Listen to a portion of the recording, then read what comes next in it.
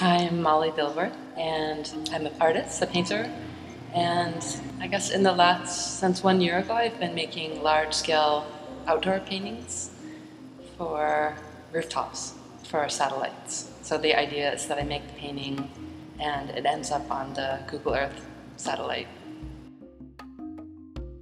I think in some ways these large outdoor paintings are in between performance. They're not performative because it's funny, they're not in private spaces, but they're not in public spaces either.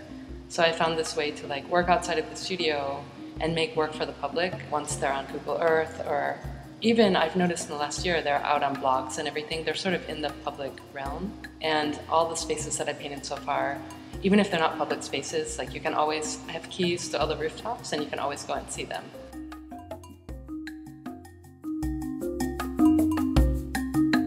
My palette was really just whatever was going out into the trash. And that was really not as much about trash as it was about how do I disable my inclination?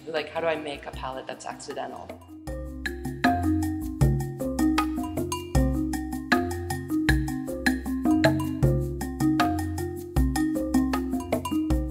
When I addressed the problems that I had in my work, I realized that I was really interested in architecture, geometric shapes and natural forms.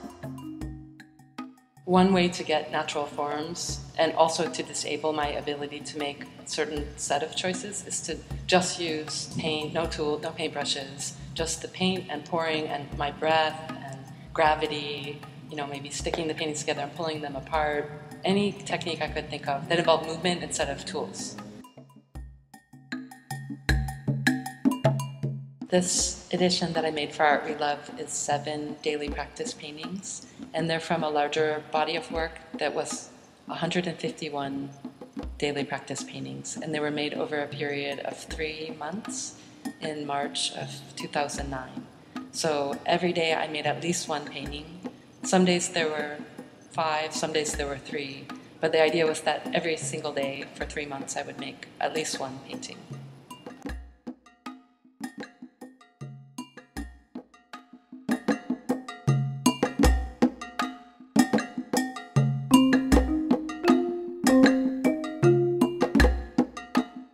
So for the Times Square project, I really just wanted I wanted 2 things. I wanted it to be something very calm, because Times Square with all the moving billboards and all that huge advertisements is such a visually chaotic space. And I wanted something with cool temperature-wise colors, because you sit there are tables there.